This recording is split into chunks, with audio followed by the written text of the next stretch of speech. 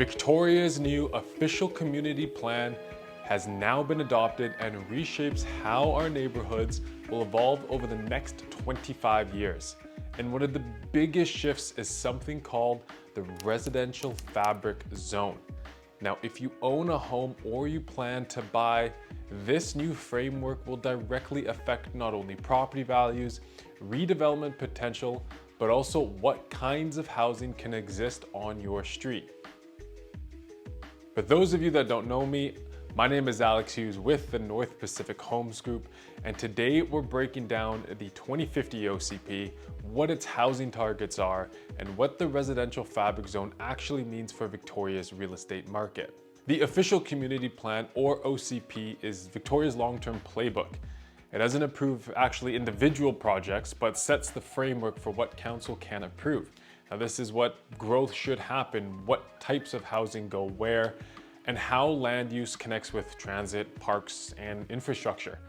Every rezoning, density increase, or new subdivision needs to align with this plan. The last updated OCP from 2012 guided this last decade, and the new 2050 version is the document that will shape everything going forward. Now, Victoria's population sits around 95,000 today and is projected to reach about 142,000 by 2050, which is roughly a 50% increase. That growth means space for about 34,000 new homes, plus catching up on about 9,000 homes of pent-up demand already missing from the market. The city's goal is that 65% of new units be secured rental and 17% be family size, which is 3 or more bedrooms.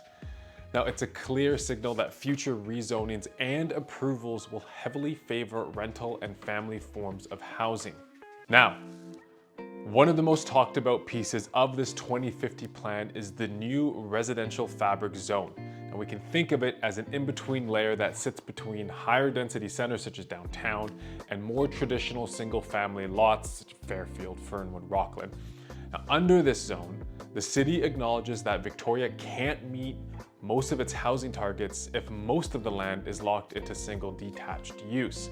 The residential fabric area covers large portions of established neighborhoods, like I mentioned, Fairfield, Fernwood, Gonzales, Hillside, and parts of the Saanich border. Now, this allows for a gradual transition to missing middle forms, which I'm sure you've heard about in the news. These are such as duplexes, triplexes, row homes, and townhouses, and even up to small apartment buildings up to 4 stories.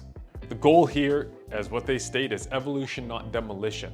Now, older homes can be added to or converted rather than just simply torn down. And it's nice to see that they're trying to maintain neighborhood character while also increasing density.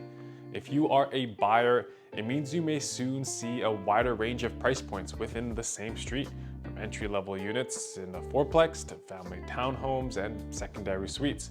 If you are a seller, it means that land value may increase where upzoning creates new building potential. For example, a 60-foot lot today might attract builders interested in redevelopment for multi-unit forms once the zoning updates catch up with the OCP. Beyond the residential fabric, the OCP lays out 4 other urban layers. The downtown core, the region's economic engine, and it's got the tallest buildings. Now, town centers, places like Hillside Quadra and Vic West, that you'll see mid-rise growth and more transit-oriented development. And community villages, such as Cook Street, Fernwood, James Bay. Now, these are going to have a focus on moderate density and mixed-use buildings up to 6 stories. And finally, there's going to be the employment and industrial lands that are going to be protected to keep jobs close to home. To help prevent loss of rental stock, the city is going to require a redevelopment project to replace the same number of bedrooms and offer tenant support. It also discourages strata conversations if the regional vacancy rate is below 4%, meaning there's a lot of competition out there. Now, at the same time, new garden suites, co-ops, and collective housing models are being encouraged to improve affordability and help diversify ownership options. The city is trying to pair new housing with sustainability goals. A 50% cut in emissions by 2030 and net zero by 2050. Now, this means more compact, walkable neighborhoods with linear parkways, transit priority corridors, and green infrastructure like stormwater gardens and tree-lined streets. Now, I'd anticipate areas near transit and villages to appreciate faster as future development focuses on these low carbon zones. So, what does this all mean for you? If you own a detached home in a residential fabric area, your property may gain value over time as the city updates zoning to match the OCP. Builders and small developers will be looking for these lots. If you're a buyer, expect more choice, smaller footprints, multifamily options, and newer energy efficient builds at various price points. It could also help stabilize prices as supply diversifies. The Victoria 2050 OCP is supposed to be a vision for a more livable, sustainable city. But for homeowners and possibly investors, it's also a roadmap to where opportunity is headed. And that's everything that I have for you folks today.